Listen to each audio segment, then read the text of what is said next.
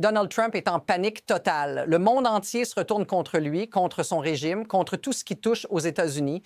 Du Canada à l'Europe, en passant par l'Asie et l'Amérique du Sud, une vague de boycott se forme et elle prend de l'ampleur à une vitesse folle. Mais voici le coup de théâtre. Ce que tout le monde pensait être une simple protestation est en réalité le début d'un mouvement global bien plus massif.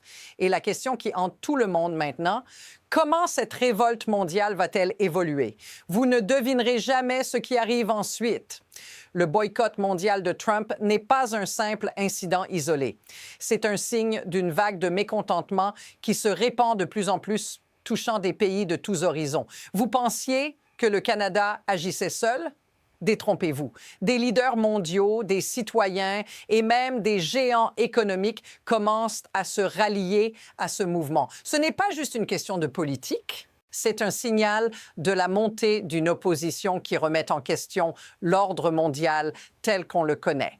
Et la question que vous devez vous poser, est-ce qu'on peut encore ignorer ce soulèvement? Regardez ce qui se passe actuellement en Europe. Le Danemark a lancé une application qui permet à ses citoyens d'éviter tout produit lié aux États-Unis. Et vous savez quoi? Cette application est maintenant l'une des plus populaires du pays. Imaginez l'ampleur de cette révolte. Ce n'est pas juste un boycott isolé, c'est un mouvement coordonné. Alors, pourquoi cela se produit-il maintenant? C'est simple. Les actions de Trump ont franchi une ligne. Ses menaces, ses attaques contre des nations souveraines et même ses propos violents contre ses propres alliés ont déclenché une réaction globale. Mais ce qui est encore plus choquant, c'est que ce boycott pourrait bien être le début d'une nouvelle ère d'isolement pour les États-Unis. Vous ne pouvez pas ignorer l'ampleur de ce phénomène. Mais ce qui est vraiment choquant, c'est la vitesse avec laquelle cette situation s'intensifie. Regardez ce qui s'est passé juste après les dernières menaces de Trump contre le Danemark et le Canada. Ce n'est pas la première fois qu'il adopte cette attitude. Rappelez-vous de l'époque où il a menacé de réduire à néant l'économie de pays comme le Mexique ou la Chine, tout en imposant des tarifs punitifs. Ce n'est plus qu'une simple différence de politique. C'est un bras de fer mondial qui prend des proportions alarmantes. Et ce n'est pas fini. L'hypocrisie de cette situation est frappante. Alors que Trump prétend défendre l'Amérique, il est en réalité en train de détruire son propre pouvoir sur la scène mondiale. Mais voici la vraie question. Jusqu'où ce jeu dangereux va-t-il le mener? Les preuves deviennent de plus en plus accablantes. Alors que Trump attaquait publiquement le Canada et le Danemark, une autre dimension de la crise est apparue. Un cadre de la Fédération allemande de football a proposé un boycott du Mondial 2026. Oui, vous avez bien entendu. Les fans du monde entier, effrayés par la violence et l'incertitude croissante, commencent à remettre en question la légitimité de tout événement aux États-Unis. Mais ce n'est pas tout. Ces appels au boycott sont de plus en plus fréquents et soutenus par des voix de plus en plus influentes. Imaginez un instant le sport, la culture, l'économie mondiale, tout cela en danger à cause des décisions de Trump. Et maintenant, une question fondamentale se pose. Si le boycott prend de l'ampleur, quel sera l'impact réel sur l'Amérique et son influence mondiale? Et voilà, l'escalade se poursuit. Ce n'est plus qu'une simple menace isolée. Des événements se multiplient à une vitesse effrayante. Un meurtre sous la garde des autorités de Trump, des menaces de guerre économique, des propos de plus en plus extrêmes. La pression mondiale contre Trump s'intensifie. Mais ce qui est vraiment alarmant, c'est que chaque action, chaque commentaire semble nourrir la crise plutôt que de l'apaiser. Parallèlement, des discussions de plus en plus sérieuses émergent sur un boycott total des États-Unis à l'échelle mondiale. Des voix montent non seulement pour critiquer ces politiques, mais aussi pour appeler à l'isolement total du pays. Imaginez un monde où le seul superpuissant est, pour la première fois, rejeté par le reste de la planète. Que se passe-t-il alors? Mais maintenant, parlons des vrais perdants de cette situation. Vous, les citoyens du monde entier.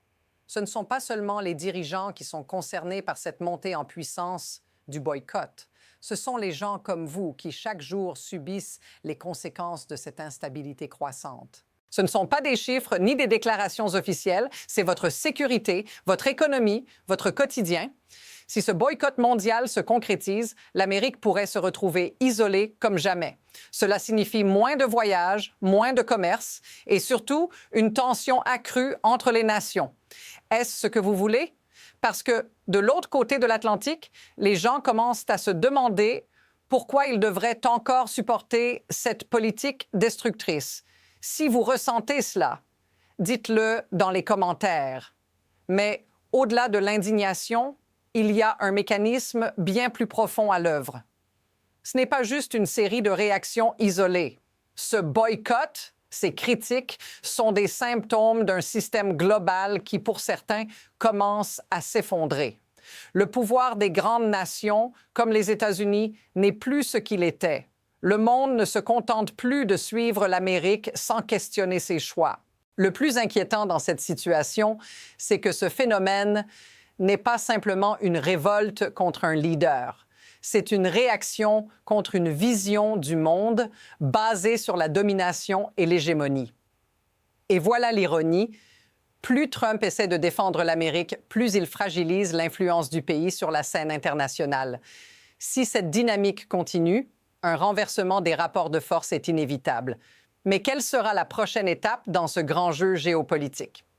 À ce point, il y a deux trajectoires possibles. D'un côté, les États-Unis pourraient essayer de renforcer leur pouvoir en isolant encore plus le reste du monde, en imposant de nouvelles sanctions et menaces. Mais chaque action pourrait précipiter encore plus l'isolement du pays. Imaginez un monde où l'Amérique, au lieu de dominer, est laissée sur le banc de touche. De l'autre côté, un retour à la diplomatie, une coopération mondiale, pourrait être l'issue. Mais est-ce encore possible après tout ce qui s'est passé? La vérité, c'est que personne ne peut prédire l'avenir avec certitude. Une chose est sûre, la dynamique est déjà en marche. Et la question qui reste, que va faire le reste du monde et quel sera le prochain mouvement de Trump dans cette partie de poker géopolitique? Ce qui se joue ici dépasse l'affaire Trump. Il ne s'agit pas seulement d'un homme ou d'un gouvernement, mais d'un système mondial en pleine mutation. Le monde commence à réévaluer ce qu'il attend vraiment des États-Unis. Et cela va plus loin que la politique. Cela touche les fondements même de l'ordre international. Le monde veut-il encore de l'Amérique telle qu'elle est aujourd'hui? La question n'a jamais été aussi pertinente. Si ce mouvement mondial continue de croître, cela pourrait changer la face de la planète pour toujours. Mais pour cela, il faudra que chacun d'entre nous prenne une décision. Alors, qu'en pensez-vous? Abonnez-vous pour découvrir comment cette histoire évolue et quelle sera la prochaine étape de ce bouleversement mondial.